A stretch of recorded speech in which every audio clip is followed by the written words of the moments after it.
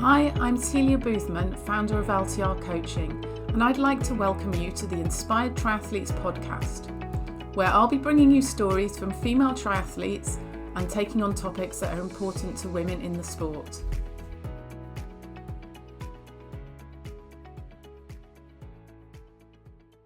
Hello and welcome to today's episode. I'm here with Jen Newbery from UK Bike Fit, and she's one of a handful of female bike fitters in the country. So we're going to chat a little bit about bike fit and also her journey in triathlon, what she's learned along the way, and any kind of female specific things that come up. We're going to talk about that. So welcome to the podcast, Jen. It's great to have you on. Thank you so much for joining me. And how did you first just give us a bit of an overview of how you got into triathlon and I know you're a big cycling fan. We just had a chat about your 8-hour bike rides. But yeah, how did you get into triathlon and what's your kind of background in the sport? So I started life as a swimmer. So I was a swimmer when I was younger. I grew up in the Isle of Man. And I raced to a pretty high level for swimming, and then when I came to uni I'd kind of wanted to try triathlon, but there was no club at the university, so I carried on swimming, and I'd always run as well, and always done really well in athletics and cross country, essentially. I think because I was spending 20 hours a week in the swimming pool as a 15-year-old, which is quite a lot. And then in my last year of uni, some of the boys that I swam with set up a triathlon club, and also I'd been left some money from a relative who died, so I just decided to buy a bike and go for it. And I raced in the university championships, and kind of I had flat pedals and trainers and stuff. But I did loads better than I thought I would, and I thought I'd be really rubbish at cycling because it was the only one I'd never done. And then I did quite well, and sort of from there I just started to progress really, and raced and got into the British elite champs, racing there, and then from there went to the Commonwealth Games in 2018 for the Isle of Man, and was racing elite racing and super series in Britain, and then sort of just kept progressing from there through so I raced mainly the short course stuff, but I also had my professional license to race 70.3, and I never raced full Ironman. I just did a few longer ones towards the end of my career, and then retired at the end of 2022. Oh, nice. So the 70.3s came a bit later, and what do you think you enjoyed most? So I think I kind of just did those for fun, because I wanted to do something a bit different and just have a go at it. And everybody had said that would be a distance I'd be really good at. And I think physiologically that would have been I probably could have gone higher with that than I did do in the short course stuff. But I really, really enjoy the short course stuff more. I really enjoy the cycling although it was something that the one that I hadn't done as a child, it quickly became actually my favorite thing to do. Especially in the elite racing, the swim is really messy and hard work, and you just want to get out alive. And then when you get on the bike, it's I found it really fun because it was draft legal, there's loads of cornering, it's really technical, it's a proper, it's a race where you've really got to think about what's going on, and there's lots of stuff, and you can make moves or make mistakes or whatever. And I just found that a lot more exciting than in the 70.3, essentially just doing a time trial. And like I said, physiologically, I was really suited to that kind of high-end tempo stuff, and I'm quite good at just putting myself in a hole for quite some time, but I just didn't find it as fun and exciting as the short course stuff. So and I was quite lucky. I raced on in the French Grand Prix and things like that, where you're part of a team. So it's that team aspect where you all stay together for the weekend, and there's 5 of you, and you're all racing for points for your team, not just for yourself. And I really enjoyed that aspect as well, rather than on the 70.3s you're kind of it's just for you. And that whole you're kind of on your own, and and you can't really get distracted by what's going on with other people in the race and things like that. You have to really focus on yourself. And you're not always sure where you're not always sure where everybody else is. So coming from a swimming background, especially on the longer distance racing, in the professional ranks, like the swimming's not as quite the same standards as it is at short course. At short course, the swims are really high standard. But yeah, I would get out really near the front, and you just don't know like where everybody is behind you and stuff like that, and you're kind of like, oh god, I'm just being chased around. Whereas short course racing is generally like laps and stuff, and you're like in a pack and you can see where everybody is, and I just kind of found that a bit more enjoyable. You can be a bit more strategic, I guess, with your plan, with your racing, and kind of use the race, and each race is going to be different strategically as well, and kind of add that interest into the mix. Oh, amazing. But I mean, I did enjoy doing the 70.3s as well, but I didn't I just felt like when I'd got to the end of my career, like I'd like achieved everything I wanted to, and I'd kind of had enough. I didn't want to. Some people then leave the short course stuff and go into the long course stuff, and I was just like, nah, I think I've done it now. And that's good to know, like when you have like had enough. That's that, because people can sometimes carry on even when they're not, their heart's not in it, or they're just kind of doing it because that's what everyone else does and that's what is expected of you. So that's really good to have that awareness. And it was a super tough decision to stop, because I actually, that last year, I had my best year. And I think it was because I didn't feel any pressure from, I didn't need to get certain results to make sure I still got the same sponsorship or that I was getting funding or whatever for the next year. So I was just purely racing for myself. And it was just really, I just said yes to races that I knew that I'd enjoy. And I really, really enjoyed it. And I think you can always kind of keep going. But I wanted to stop when I still loved it, and not when I hated it and I never ever wanted to see a bike again, or ever. You still had a bit of love for exercising in that way. I didn't want to leave it thinking, God, I just hate this, I don't ever want to go swimming or train or do anything again. Because I think people can push themselves to that point, and it's like it's a very stressful job to have. Don't get me wrong, it's a privilege, but there's a lot of, from the outside, there's a lot of things that people don't see, that every race has, you are trying to achieve something to make sure that you make enough money, or you get the sponsors, or you get the funding, or you get whatever, and there's always that risk of injury, and if you miss out on things, and that is quite stressful, and it can take some of the fun out of it. So that I really just, that last year, just thought, well, it doesn't matter because I don't need your sponsorship next year, so I'm just gonna go for it. And I just had the best time, because I just really, really just did it for the love of it, and there was no stress or pressure on me from external people to have to do something in particular. That's almost what you want to be able to do when you're in the situation. It's a shame to transplant that brain into when you're actually in the situation. And I suppose you can, to a certain extent, do that with a bit of mental gymnastics, but it's a lot harder when you know that there is that pressure. But you can there are tricks to sort of get that there definitely are. Oh, that's really interesting. So what was it that inspired you? I know you're a physiotherapist as well, aren't you?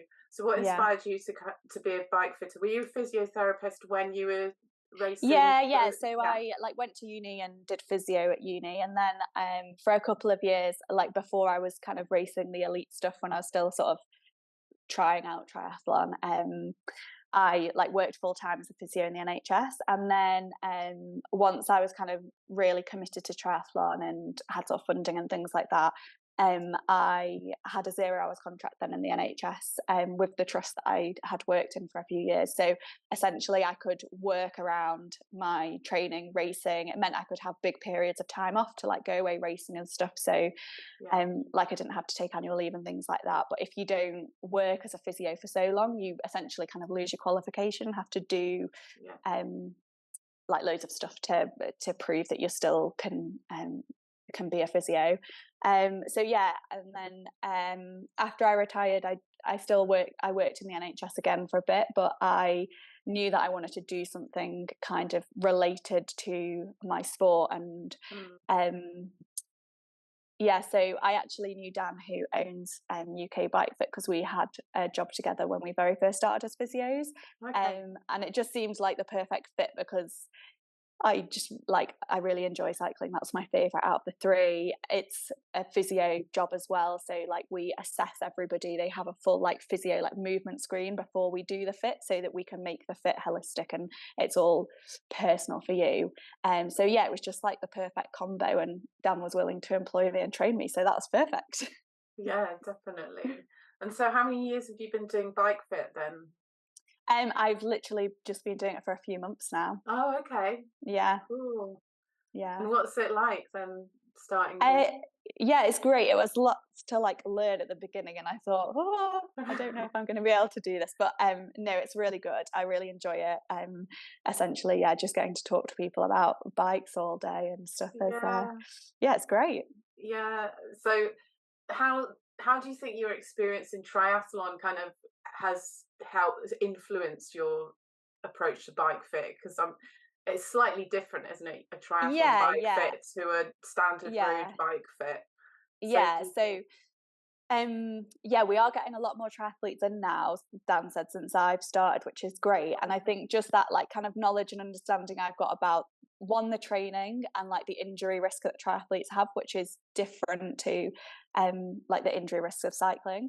Mm, And also like the event itself and how the different courses, the different races, and the length of the races will all vary, and then that will obviously impact your fit. And also just that understanding of like if you're especially if you're doing a long course triathlon, you want to be aero, but at the same time you don't want to um, be so uncomfortable on your bike that when you get off you can't run a marathon, mm, and just having sort of that knowledge base around that and combining the two together to make sure that you're looking at it as the whole triathlon, and the bike fit fits into that, rather than we're just going to kind of fit you to your bike and not have any thought about the fact that you've just done a swim and you've got to do a run as well. yeah, yeah. Because you sometimes see people in quite extreme positions, and Yeah, if you've got the physiology to do that and be comfortable, I yeah, guess it works. And I think sometimes people see pros and they think, oh, I've got to look like that. And it's like, but they've yeah, spent yeah, years trying to get themselves exactly. into that position. You're not going to be able to do that Yeah, straight overnight. and Um, that's as well why like being a physio is really important for that, and why so me and Dan look at everybody's how flexible you are, how yeah, mobile you are, look at all of that so we know what position you can actually get yourself into, and where certain parts of your bike that might differ to somebody else's. We don't just work to a number, and we yeah, work to the person, which also obviously is really important, especially for people who are trying to get like an aero TT position, but then also, like I say, need to run a really long way afterwards. yeah. And so, how would that differ with your setup? Would you have a more kind of open hip position, or how? Yeah, so What's it that look really like? It depends. depends on the person, which is Yeah, such a vague answer. But yeah, yeah, like so, if you've got really, really tight hamstrings, we're gonna have your saddle at the lower end of the saddle height. So yeah. some fitters will always use just like a certain measurement for your hip, knee, and ankle like angle, whereas Mm, again we would look at you for that. And quite a lot of triathletes like they're really tight around the thoracic, so again that would impact on being able to get into that like aero position.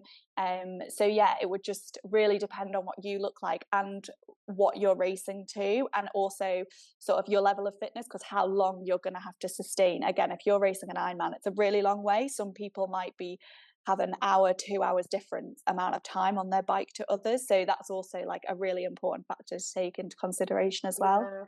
Yeah, I've not thought of that actually, like the amount of, because it does vary wildly with Yeah, how long you're on yeah, your bike. You look at the pros and they're doing 100 yeah, miles in very short amount of time yeah, compared to exactly.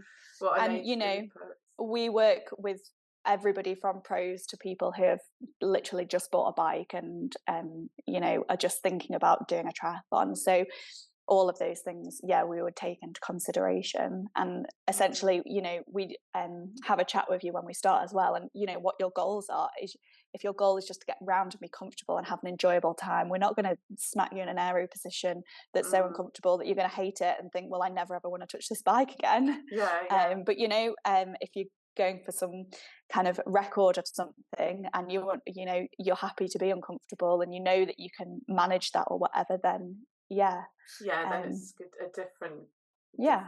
thing altogether. Yeah, that's really. So what does it look like for, you know, beginners or people that are new to bike fit or have never had one before? If they came in to see you, what would happen? Just run us through. I know you've sort of touched on it, but Yeah, sort okay. of, yeah. Yeah, so basically we just sit down and have a chat about everything first. So kind of like how long you've had your bike for, what your goals are, what you're working towards, if you've got any injuries, like how often you're riding, kind of stuff like that. So, you know, we know like the background of what you're doing with your bike, whether you're brand new or whether you've been riding for like 40 years. And then we have a look at your mobility and flexibility. So get you on the physio plinth, you know, have a look at how tight you are, where you're strong, have a look at your core stability, things like that. Like a general sort of strength and movement analysis. Then we measure everybody's feet, which people find really fun, and they're like, oh, I've not had this done since I was in Clark's. So we'll measure the length, the width of your feet and your arch height as well. So lots of people that have pain in their feet are wearing the wrong size shoes, because most people haven't had their feet measured since they were like 10. And lots of people, you know, all makes of shoe, they'll vary slightly. In, you know, a 39 in one could be a 38 or a 40 in another make of shoe. So some people will they've just stuck to buying the same shoe size since they were 18. And that's not actually the right or the right width. We get quite a lot. And then so after we've had a look at your feet, and we do have shoes here. So we sell Lake shoes, which come in like narrow, regular, wide fits. They do half sizes. They do custom size shoes. So if people have got like a half or a full size difference in their shoe, they'll make you two different sizes of shoes. Yeah, so that's why we kind of stock them, is because we can find a shoe for everybody. And then after that we get you on the bike. We've got video, so we'll put like stickers on certain like bony landmarks to mark, so we can measure angles of things. We've got like a Wahoo roller, so the back wheel's on a roller but the front wheel's fixed, and it's on a little platform, so we can spin it around and look at you from all the different angles, and we'll check your cleat setup, check your saddle height, saddle setback. If you're having problems with like saddle sores and stuff, we've got a pressure map, so we put it over the saddle and you can sit on it, and it shows us like the pressure and where you're sitting on the saddle. Look at the front end. Obviously if you're on a TT bike, looking at all like your aero position and your TT bars and all that kind of stuff. And if you're on a road bike, just looking at your front end, your handlebars, all that kind of thing. So I've had bike fits before, and it sounds very similar to the bike fits I've had with the pressure. I've had that saddle pressure thing, and getting the right saddle can be quite a challenge for some people, I think. But the shoe size I'd never really thought about. I've had someone look at my cleats before, you know, to check that they're in the right position, but never really thought about shoe size, because I had one pair of shoes, I think, the whole time. Exactly. Maybe like 2 pairs or something. And quite a lot of cycling brands, their shoes are quite narrow. So like the regular fit in Lake is loads wider than like a regular fit and even a wide fit of some brands like Mavic and Physic. They've got a really narrow shoe, and lots of people come and they're like, they put on the shoes that are the correct size, and like, oh my god, it's like a slipper. Everything's so much better. And you can get more power transference then through the pedals. Absolutely. Just be more comfortable. That's really good.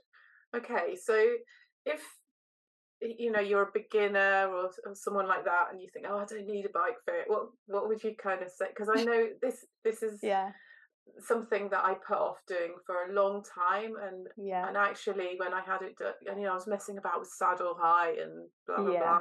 So as long as I get my saddle height about right, then everything else will be fine. But when I did get a bike fit, I was like, oh, this makes quite a big difference. Is there any kind of advice or things that you would say to someone that was thinking about getting a bike fit and not really sure whether it was for them, because we think it's for someone that's doing much better or more? Well, I mean, a bike fit is for everybody, and I like had the same thoughts of you as like, yeah, it'll be fine, and I'm not a pro, but Mm. essentially, if you are new to something and you're going to be really uncomfortable on your bike, and it's really difficult to set up a bike yourself, even if you get somebody to ride behind you or ride next to you, like we watch everything in slow motion, even if you like filmed it on your iPhone, it's really difficult to do yourself. But essentially, if you're going to be new to it and you're going to be really uncomfortable, you're not going to want to train, you're not going to want to race, you're not going to enjoy it. If you don't enjoy something, then you're not going to do well at it or be particularly successful. And it is like, I think people look at it like it's fairly expensive, but actually in comparison to what you spend on a bike and what you Mm. spend on some new wheels and things like that, like Or all actually the the physio that you're going to need if you yeah, and actually the bigger injured. upgrade, like before you buy yourself some better wheels, make sure the bike fits you first. You'll go faster, you'll be more comfortable, you'll enjoy it, like you'll have a nice time. And I think a lot of people assume that like a saddle should be uncomfortable and like, well, that could never be comfortable. And yeah, if you're uncomfortable in the saddle to the point where you're not enjoying your bike ride or you're getting saddle sores or numbness or anything like that, there is a better position and a better saddle for you. Mm, So definitely. yeah, I like a bike fit is for everybody. If you're riding a bike, have a bike fit before you upgrade anything else on your bike. Yeah, and I think, like the injury prevention as well, that can Yeah, come into it as exactly. well. It's like you kind of it should be one of the first things you do once you've got a new bike, really. But I Yeah. see so many people riding in, I go and watch Ironman Wales usually when it comes Oh, nice. round, and I see people in really bad positions sometimes, and I just Yeah. think, oh, you just need to do this, change Yeah. a few little things, it'd be so much Yeah. better. But and people do try and do it themselves, and then you can get yourself into a bit of a mess because you change something and then Yeah. it's just not quite right here then, and then you start messing about somewhere else. Yeah. It's just, yeah, it's not worth it. Get a Yeah. professional to do it, And basically. essentially, once you've done it, so I mean, we do a report afterwards that we send out to everybody. It's got all of their measurements and stuff on it. So if you buy a new Mm, bike, you can actually replicate those measurements yeah, generally, and you might have to come and get it tweaked, but you wouldn't have to pay for a full new fit.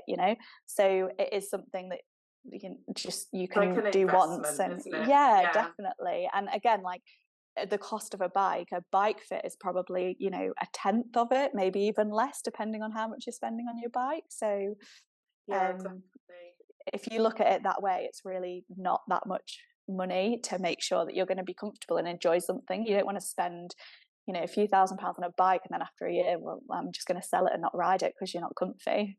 Yeah, yeah, for sure. No, it is worth it. I think there's a time trialer that I kind of knew of and knew a little bit about because she was riding really well when I was riding time trials at the time, and I met her at there was like a Training Peaks conference thing up in Manchester. It was quite a long time ago now, but she said, "Oh, I met her in the like we had like a buffet meet and greet thing." I said, "Oh, you're such and such." I can't remember her name now. And she was like, "Oh yeah." I said, "Oh, I've been following, because you're doing really well in races and what have you." And she said, "Yeah." She said, "I've I've booked in for a bike fit with Phil Burt, who was doing a talk up there as well." And she said, I came away and he was like, "You've just been suffering in silence, haven't you?" It was like the first bike fit Yeah. she'd ever had. And she was like really good. She was a really good time trialer. She was winning like most of the races in that area. And she said her saddle like pressure thing was just really Yeah. bad. And she'd just been like, yeah, there's almost this like, well, you're supposed to feel uncomfortable, you're supposed to, and there is some discomfort in being on the bike for a long time, but it doesn't have to be the miserable experience. There are things Yeah. you can do, and I think yeah, sometimes we do put up with stuff just because we think we Yeah, and I have mean, I did, and I remember when I found my saddle that like it was just like a game changer. I was like, oh my god, this Mm, feels amazing. I had no idea that I could just be this comfortable sat on a bike, and I now have that saddle on all of my bikes, and it's like yeah, a light bulb moment when you find the right one. yeah. No, I found one in the last year that I started of my racing. I don't know. I was like, oh, I've just bought this really expensive saddle because it is quite expensive, the one that I've got. But it's so good, it's so much better than Yeah, and it'll, before. last for such a long time. It's not like you buy it and a year later you're going to have to upgrade it. It'll, you know. Yeah, no, I know, but I haven't ridden my bike. My time trial bike, it's just languishing in the garage. I'm thinking I might have to sell it because it's just sat there doing nothing. But it's got a really nice saddle on it. For me anyway, because not all saddles, are great. Because I think I posted a picture of it on Instagram, and someone was like, "Oh, what do you think of?" And I was like, "Well, it's good. It works for me, but it might not." Yeah, Because people see a saddle and they're like, "Oh, that must be a good saddle," because they're yeah, talking about it, and actually, it might not be for you. You need to get it yeah. tested. So, what are the most common kind of bike fit issues that you encounter? Like when people come in and you're adjusting things, what's the most Yeah. common mistake or thing that you see people having issues with? Um, I would say saddle height is the main one. I Yeah. don't think I've not adjusted somebody's saddle height that's come in here yet. Mm, And then also the setback of your saddle, so where it is on the rails. okay. So lots of people, like if their bike's a little bit long for them and they feel like they're reaching, they'll push their saddle forward, Yeah. which essentially means you're then just pedaling more over the front of the bike, which will Right. then kind of keep tipping you forwards even more and be even more uncomfortable. Yeah. So if your bike feels a bit too long for you, it's actually you need to bring the handlebars back. Don't try and push the saddle forward. That's not going to solve that problem. And you're actually Yeah. going to be less efficient when you're pedaling because you're not pedaling over the bottom bracket anymore. You're kind of just tilting over the front of the bike. And then cleat position as well, which is something that's really difficult to do yourself. So we have like a little tool that we use Mm, to get the cleats in the right place. And then once we've done it again, we can record it and you've got that forever. You know exactly where your cleats need to be. But yeah, cleat position's a big thing. okay. So what happens with cleat position? Do people generally put them too Most people are far? too far forwards. So Okay. generally, you want to have your cleats as far back as possible because that's for most people where the head of your fifth metatarsal is. So that like bony bit that sticks out on your little toe. Mm, So essentially, you want your cleat to be kind of more over like the ball of your foot. yeah. Lots of people just kind of bang them in the middle, which is again exactly what I did when I first started riding. Just shove it in the middle, and I'm sure it'll be Yeah. fine. But then you're kind of using more of your forefoot and your toes to pedal, so that's Yeah. engaging your calf muscles rather than your quads and your glutes. And your calves are kind of fairly useless when you're cycling in comparison to Mm, your quads and your glutes. They're a pretty small muscle, and especially if you're a triathlete, you're going to be using your calves a lot when you're running. So you don't want to be putting unnecessary strain through them when you're cycling, kind of wearing them out. So yeah, bringing your cleats back is usually the first thing. okay. The rotation of the cleat is always different for different people, but essentially you want to be able to move your ankle, be able to move it to both sides. Right. So there's flow in cleats. So if you're riding with like grey Keo cleats or the Mm, yellow SPDs, you've got about 6 degrees of float, which means that your foot can move. And when you're pedaling, depending on whether you're like putting a lot of power down and you're doing a sprint, or if you're just riding really easy, your foot will be in a slightly different position in your shoe. yeah. So you need to have that ability for your foot to be able to move to both sides, um, because it will want to move inside your shoe depending on how you're pushing through the pedal. And if you Mm, can only move to one side and not move to the other, and your foot wants to move to that side but it can't, that's when you start putting extra forces through like your knees and your hips. And right. that's when lots of people get sort of pain on the outside of their knee. And yeah, it can all be solved by just making sure that your cleats are in the right position. Okay. There's a little while ago. Do you remember? I don't know if you saw this, but was it Daniela Reef? And she was riding with a really weird cleat position, like quite far back. Do you know Yeah. what the reason? Because I remember looking at it briefly, and I was like, "What's all that about?" And there was a load of people talking about it, and then there was articles about it and stuff. But I didn't really get into it. But what was all that about? Can you remember? Riding with her cleats further back on the shoe. I think yeah, she had them quite, like in the middle of her foot almost. I think Yeah. it was. So I mean, if she's got quite small feet, that's probably like the optimal place for her Okay, her best power distribution. right. Um, that it, again, it's all specific to people, but generally the general population have their cleats too far forwards. Right. And you know, people love to comment on social media about stuff that they don't It's really know about, yeah. because I saw somebody commenting on Daniela Rash saying like, your saddle's too low, and she was like, well, it was fine when I broke the world record. So you know, I know, that's why I didn't really look at it, because I was like, oh, there's people making a lot of noise and fuss about something that's probably, and some, you know, she's got professional people around yeah, her yeah, yeah, advising and telling her what yeah. to do. But then So everybody thinks, oh, she's got it like that, so I should be doing it like that.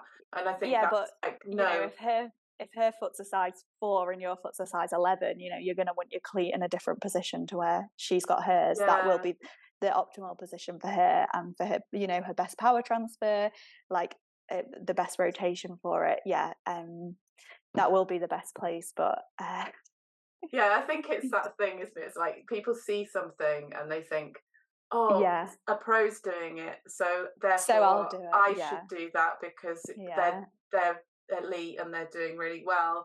Well, it's like, no, because they're a different person to yeah, you, and you can't just follow somebody else's yeah, advice or, you know, training plan or anything. Really, yeah. it's got to be And for with the you. cleat thing, also some shoes will allow you to bring your cleats further back than other shoes. So some shoes, like the little bit where you put the cleat in, that'll be at its fix. So you can bring the cleat as far back as where the little hole is. Whereas Yeah. others, you can actually, there'll be like a little kind of rail, and you can actually push the little bit that you screw it into further back.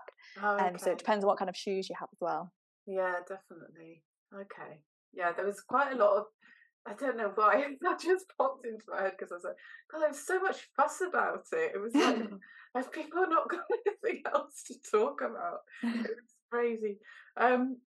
So can you, have you got like any success stories, or, you know, someone that's particular? I know you've only been bike fitting for a few months, but have you found any that are particularly rewarding, that where you come get someone in and get them in a really Oh, well, yeah, I did have a lady who came in, and she, you know, she was mainly just going out riding with like her husband. She wasn't training for anything in particular, but she was on the brink of just giving up cycling altogether because she was so uncomfortable. She had like really bad saddle sores, really sore feet. Her saddle sores were the main thing, where like she tried, so like she said, we've literally spent thousands of pounds on like buying and then returning saddles, because and she just couldn't find anything that was comfy for her. But when I got her on the bike, her whole setup was just like everything was wrong. And first of all, I got some shoes that actually fitted her. So yeah, she was somebody who had really wide feet, and once we got some nice wide shoes and put her cleats in the right place, she was like, oh my God, my feet wow. just feel great. Like we had a pair of shoes and that were her size and stock, and she put them on and was like, well, I just can't take these off now. Like, I don't care how much they cost, I'm having these shoes. Yeah. But yeah, like her entire setup was wrong. So to the point where even if we found like the right saddle, it wasn't going to be comfortable because she was sat so far forwards on the bike, like everything, she was just like really, really bunched up. So yeah, we sorted her position out, did the pressure mapping, tried loads and loads of different saddles, and like normally people would just like buy the right saddle, but I was just really conscious that she'd had so much problems. So we loaned her a saddle for a while, and yeah, she came back like a month later and was like, I need to buy the saddle, I'm so comfortable. She'd never ever ridden back-to-back days before. She was going out riding, you know, all the time, doing further than she'd ever done, and just really, really enjoying it. And it was so nice that somebody who was just like, I'm going to stop this. This was like a last ditch attempt having a bike fit, is now like out riding their bike all the time and having a great time. And like, that's what we really want, is for people to just just enjoy being out on your bike. Yeah, that's amazing. That's really cool. And for her to sort of, for you to have that feedback as well, to know, and Yeah. you know, like, it brings you back to that, this should be one of the first things you do, not a little Yeah. attempt, or Yeah. like before you're going to give up cycling, you should be looking at getting yourself comfortable and set up well. Yeah. And it was So, nice. She said like she was really comfortable talking to me as another woman, you know, about the yeah, problems that she'd had with her saddle and her saddle sores and things, and that it was nice to have a woman bike fitter that she could talk to in detail about, you know, where exactly it was hurting. And you know, I was also like, yeah. God, that sounds awful, whereas the man would probably think, yeah, it doesn't sound great, but not think, oh yeah, that's exactly how Yeah, that because would they feel. don't know what that would feel. Yeah, well, that sort of brings me on to the next question, which is about, special considerations. Are there any things that are unique to women when you are bike fitting? What are the kind of main differences? And it is great that you can, as a woman to woman, there's certain things that you feel more comfortable discussing, definitely. Yeah, But is there yeah. anything that people generally? I mean, to be honest, we just look at everybody as a complete individual. So I Yeah. wouldn't say there's specific things that are totally different for men and women. I Mm, think like the way that a saddle would affect a woman, because essentially the soft tissue that a woman sits on is very different to the soft tissue that a man yeah. sits on. So that the saddle situation does affect a woman in a slightly different way to a man. Men sort of, tend to get a bit more like numbness and like actual kind of sores and things, whereas women, yeah, if you're getting a sore right where you're sat, like that is just fairly hideous because Mm, of yeah, we're sat right on the money effectively, aren't we? yeah. I know um I've had horrible saddle sores before, and I yeah, think I probably should have like done something about it earlier, but I was like, oh, it's fine, and I can't deal with that right now. And I did get it used to swell up quite a lot on one yeah, side in particular, and yeah, then it's like, yeah, it's just really horrible, and then yeah, it feels kind of gross as well, doesn't it? You've got yeah, a kind of swelling down there, and you're like, yeah. whoa, what's happening? So yeah, it can be quite. um yeah, so I think oh You sorry, still so I there? think yeah. um I think it's just more that I've just got that understanding a little bit more, but yeah, essentially we just would treat everybody as a complete individual, Mm, and to what your goals are, how you're feeling on the bike, how you're comfortable. And I do think as well, like a lot of women would say, well, I've tried a women's specific saddle and I've tried this and I've tried that, but again, every saddle is completely unique. yeah, And I've sold women's specific saddles to men because they found that more comfortable. So don't kind of fall down the rabbit hole of thinking, well, my friend really likes yeah, this saddle, so I'll really like it because it's so unique to you. And I had somebody in last week who rides the same saddle that I ride, and they were literally like, "This is the most uncomfortable thing I've ever sat on." And I was like, "Cool, I'll buy it off you. yeah. This saddle's for me is like amazing." But yeah, I think people spend a lot of time on the internet looking at reviews of saddles and blah blah Mm, blah. But essentially, like I said before as well, if your bike doesn't fit you, then that mm. saddle might be perfect, but if it's in the wrong place, it's not going to be comfy. No, I think that I they measured the pelvic, like my bones, the pelvic bone as well, to sort of get that. Is that Yeah, to something have a that look you at like do the to width. check? Yeah, the width of the pelvis, because that has an impact, doesn't it, on your like choice of saddle? I think Yeah, so we just some have of the like a saddles have different widths, don't they? To yeah, there are different widths of like the same make of saddle. mm, We have like quite a lot of saddles in stock of test saddles that we can just try out. So okay, um yeah, we put the pressure map, which is like that um shows kind of where your it bones shows are, doesn't exactly it? like where Yeah, you are, where you're sitting more on the saddle. We can see if you're like more to one side or more to the other. And also mm, like obviously we can never feel how you feel sat on the saddle, but it can give us an objective marker of like, well, actually, if you're going to ride in this position for a really long time, this is where you're going to develop the pressure because this is where you're sat more. yeah. Okay, okay, yeah, that makes sense. Definitely. So, are there any kind of things that are coming into bike fitting that you're particularly excited about, or is there any sort of new stuff that you can see would be useful to bike fitters? I mean, it's quite like it's changed a lot since like when I started, Yeah. and because when I started riding it was like 16 years ago or something, there was stuff about, but there was still a lot of people just using a kind of, the what's that thing called where you drop it? The Oh, yeah, I know what oh, you mean. what's it called? Plumb line type thing. Yes. Yeah, Yeah, we use a laser. using yeah. And also having the stickers and being able to see things on the screen and measure the angles on screen. Yeah, yeah. You can get so much information. Is there any more kind of technology or stuff like that that's coming out that you're aware of that might, like, I think there's obviously big, like, there'll be big developments in AI stuff. At the minute, like, I don't think that AI can offer what a human can offer, and also because there, like I said before, there are some bike fitters that stick to specific angles and put everybody's knee should be at this angle, or everybody's hips or whatever. Whereas me and Dan don't do that. We work on looking at you as a person, which I think that there is some great technology out there, but the technology is only as good as the person using it. So you need to know what to do with that technology, but also, like, if you've not spoken to the person or you don't understand what they want or they need, then cool, you've got this result, but it's how you use that. Yeah, so like trying to fit everybody into this neat box rather than going, Yeah, okay, well, this is the kind of parameters, but let's exactly. see where you are within that and try and work. I guess you try and work within the parameters, but if you need to, you go out to absolutely accommodate that person, or and I think essentially that's mine and Dan's background as a physio anyway.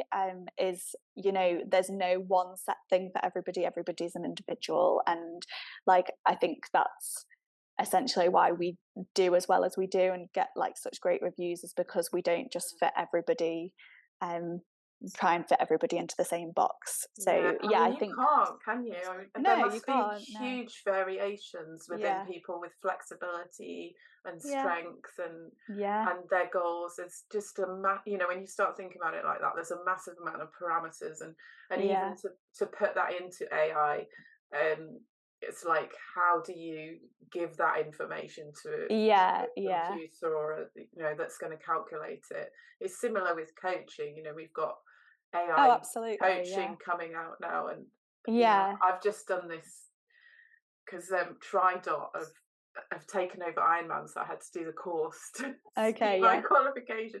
Anyway, they were like, it was all about how AI helps and does, it makes the right. It was saying how coaches can make different decisions, like depending on the day or whatever, they'll make different decisions across the day, but AI will, it was so much better because it does this. And I'm like, well, sometimes you need that, you need that flexibility, to be able to just, you're interacting with a human being, aren't you? Yeah, exactly. So it's like you need to pick up on what that human is thinking and feeling and saying, and you have feedback going between the two of you. If you've got AI, it's like you're only getting kind of one-way feedback with that. Definitely. And an AI could program, like, for you a VO2 or a tempo session or whatever, but if you're feeling really crap and you need to change the day or you need to do something, and like, again, you might have two people that you're coaching that are both training for an Ironman, but both respond to very different types of coaching, and you might know that actually this session just isn't going to work for this person, whereas AI doesn't. So I do, like, technology is great, and like, the pressure mapping and the video and everything that we've got, but I don't think that can ever sort of take over the quality that you get from an actual person. Yeah, for sure. I think that is true, because the relationships that you build up as well, it's like you have that nice feedback from people that come back and say, that's worth a lot. And I think we don't always appreciate that. We don't always sort of see it as important as it is. I think that's what I'm trying to say. Because it is really important, being with people and like interacting and even just like having those little chats with people, like, giving them tips about things that they wouldn't get from AI. Like, when I've had a few people who are brand new to triathlon here, and talking them through like the shoes and transitions and how to mount your bike and stuff like that, which you're not, they're just like extra little bits that you get that you didn't expect to get from a bike that you won't get from a computer. And it's your experience and your outlook on it, your viewpoint, which is going to be so unique and different to anyone else's, and that's really valuable. And those little interactions, like you say. Yeah, like my brain keeps going, like I think of something and then it sort of like disappears out of my head. I'm like, oh yeah, I must ask that, and then it sort of goes out of my head. So for with future sort of AI input, you see more of a probably integration of like human Yeah, and AI kind of yeah, coming together using the tools within your yeah, setting. And there's still, I guess, there's still going to be people that are just going to rely on AI because it's easier. It's like, oh, I'll just do it like yeah. that. Because you And see it's that probably with technology cheaper, all and the yeah, time, don't you? Yeah, it's like, oh, I'll just follow the tech because that's going to be easier. I don't have to think as much yeah, or do as much. And then there's going to be people like yourself that integrate it into yeah, your business that yeah, and make it a tool for you rather than yeah, that. yeah. Them relying solely on that. Yeah, definitely. So what's it? The other thing I wanted to ask you, I just remembered it again, was so when I started coaching, because it's quite a male dominated Yeah. area, it was kind of like, I guess it was, I kind of fell into this, like I need to know, there's a lot of information that I needed to learn and pick up, and a lot of it is because the sport is quite male dominated. We see a lot Mhm. of things that are geared towards men, Yeah. and we've not really thought about how that impacts women, or Yeah. what is another viewpoint or another way of looking at it, which that a woman would be coming at it from. Yeah. I suppose I felt quite insecure in that I need to learn all of this stuff and be really sort of, I need to be like this is what a coach Mm. looks like. It looks like a guy that knows all this scientifics, like loads of, data and information and blah, Yeah. blah, blah, which I do know and I quite enjoy. But there's another side to it that sort of got lost there because I felt like I had to be a certain way. Do you feel like that's something that's happened to you, or that you've noticed, Um, or y yeah, I do, like, obviously, the cycling, I mean, we get more cyclists than triathletes, and the cycling world is even more male dominated than the triathlon world. And yeah, we do get a lot of, men in here. When I first started, like, when Dan was first, training me, I thought, "Oh my god, like, there's all these men that know so much about their bikes, and, like, I'm just, I have taken my bike all around the world racing it, and I know plenty about it. But yeah, I think there are times when you just feel insecure about that kind of stuff, definitely. But mm, just, I mean, Dan like was just like fantastic at training me, and you do just learn things along the way. And I think you've got to be okay with that. And there yeah, are times, but there's like 90% of the men that come in here are lovely. There's the occasional mm, one that doesn't really love a woman knowing maybe more right, than them. But I think it's like Dan said, we're getting so many more women in here now that I'm here. And that's something that I'm really happy about, because I really advocate for women to be riding and love seeing women out on their bikes, mm, especially like groups of women. It's so often you see groups of men and just like one woman on their mm, own. I'm often that one woman, but yeah. just having lots of women in, and just really pushing it forward, so that I think triathlon is becoming much more even now, whereas cycling's still behind. And I would love to see the day where cycling is similar to triathlon, and it's even men and women. And I do think um, as women, we do offer different strengths to Yeah. men's. We are a bit more sort of emotionally driven rather than like data driven and stuff. And, that's just the way that women are wired in comparison to Mm, men.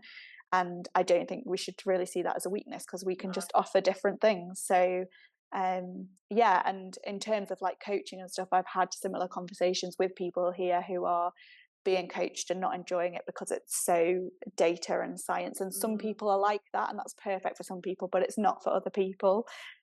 So yeah, I think there's lots of different things that women can offer, and I hope that there's just going to be more and more female bike fitters out there, and more women out on their bikes.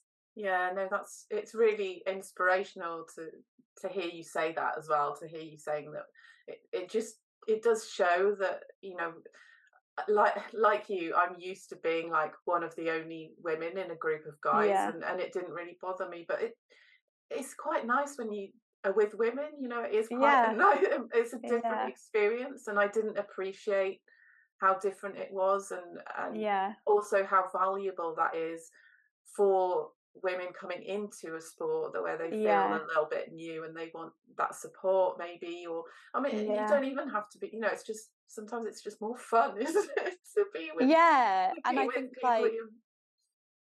I'm a woman working as a bike fitter, but sometimes I would go into a bike shop and I know exactly what I want doing to my bike, or Mm, I might know how to do it and I don't have the right tool or whatever, but I'll still feel insecure going in there yeah, because there's loads of male mechanics and they'll just look at me like, well, you're a woman who doesn't know anything.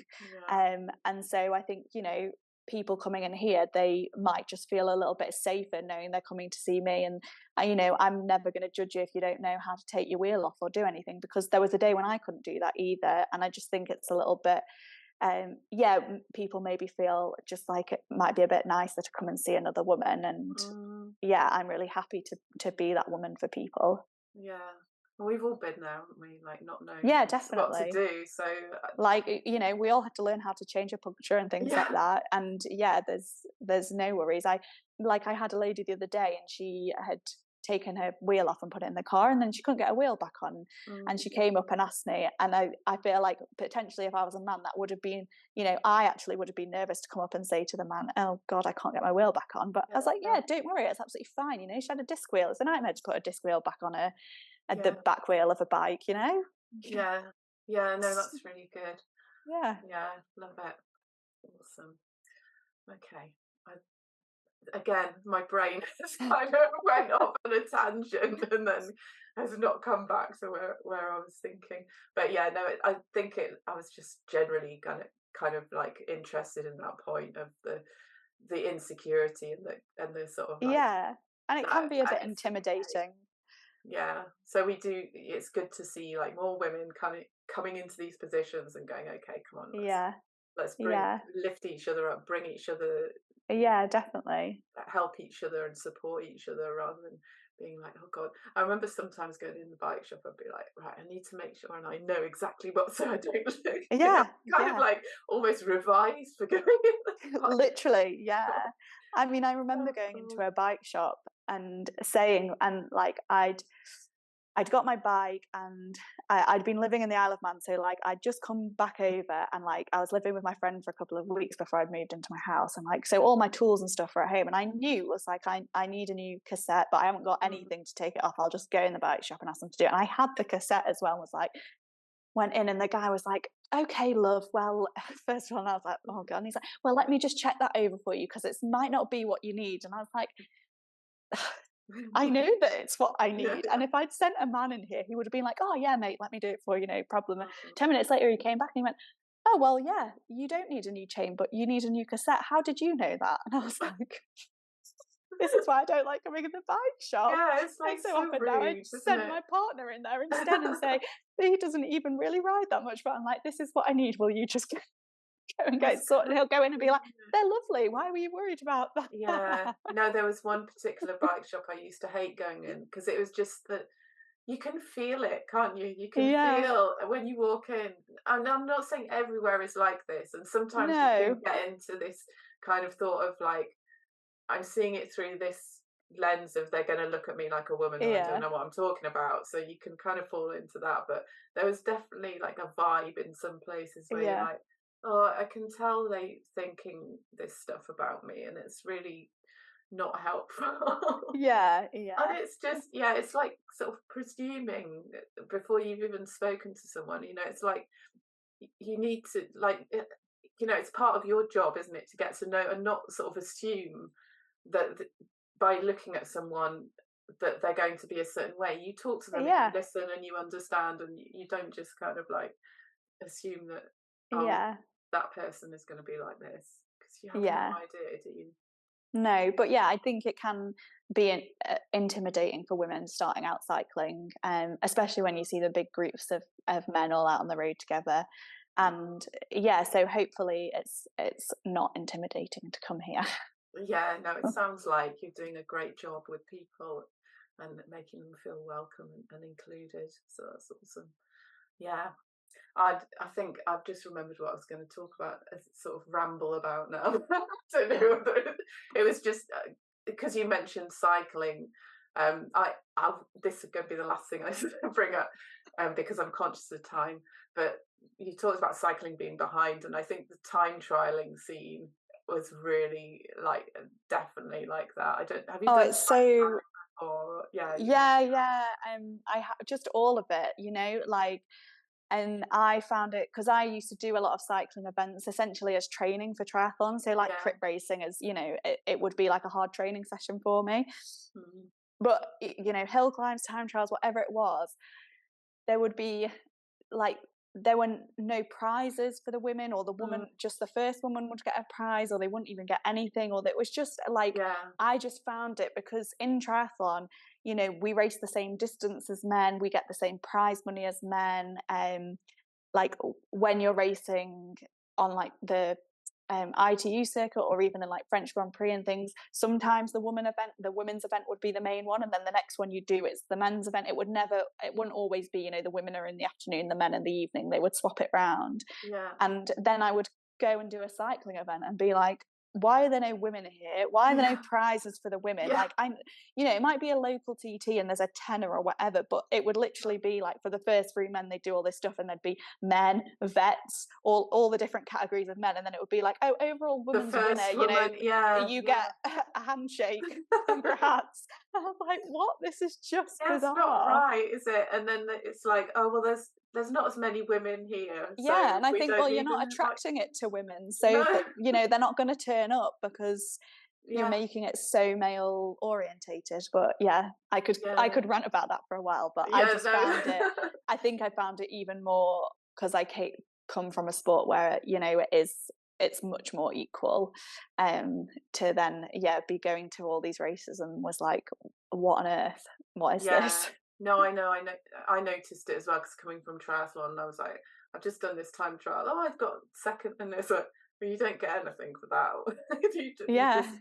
No one's gonna appreciate that effort, even though you turned up, you put the effort in the same as everybody else. So why shouldn't you get a prize? It's crazy. I don't know whether, I think it sort of started changing when I was stopping doing time trialing, but I don't know. I mean, the women's professional scene is, it's getting better and better, but it is still nowhere near the men's, when the Tour of Britain was on recently, it was like, when you watch it on the TV, there's none of this, like the main group and how far they are from the peloton, and all the different timings.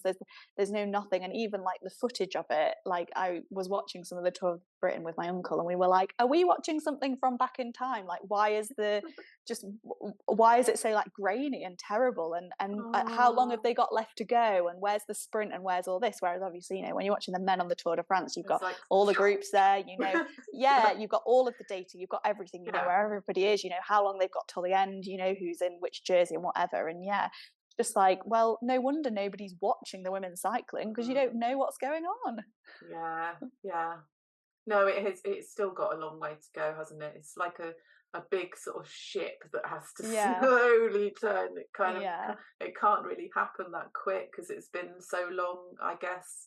And it has got better. Like the pay has got better, and there is a minimum wage now, which then there didn't used to be even just a few years ago. So that is improving, but it's got a long way to go. But hopefully, the more and more we keep talking about it, and the more women that come into cycling positions and things like that, it will just keep growing. And like I said, I'm a real advocate for women to be out cycling. Definitely, and it's bringing those points to attention, because a lot of the time I think it's just blind spots. They don't even realize that it's happening. If it's not affecting you, then you're not going to realize it happens. So that's why women need to be in the industry and within the sport, so they can say, definitely, hey, this is happening, and it's not fair. And also, if people see those people, so if people see, oh well, I saw this podcast and this girl's a woman bike fitter, cool, that's a job a woman can do. So you've got to see people in these positions to to realize that you can do that as well. Definitely. Oh well, it's been really great talking to you. I'm sure we could talk for hours about ranting about cycle time trial and all sorts of stuff. But how can people kind of get in touch with you, book a bike fit? follow you and find out what you're up to? I'll put the links in the bio. Yeah, so we've UK Bike Fit have got their own Instagram, so it's just at UK Bike Fit. You can like message us on there, or you can email. Oh, am I still there? Sorry, my phone just had low battery. Or you can email info@UK Bike Fit, and then me and Dan are both just Jen or Dan at UK Bike Fit, and then my Instagram is Jen_Newbery, if you want to see what's going on. But yeah, awesome. You can just message us on or email us if you've got any queries about booking a fit or anything, and you can find it all online on UK Bike Fit. Amazing. Okay, well, I'll put some links in the description as well so that people can find that easily. Perfect, thank you. Thank you so much for joining me today. It's been great to talk to you. Really enjoyed it. Thanks for listening today. Have a great day. Take care. Bye for now.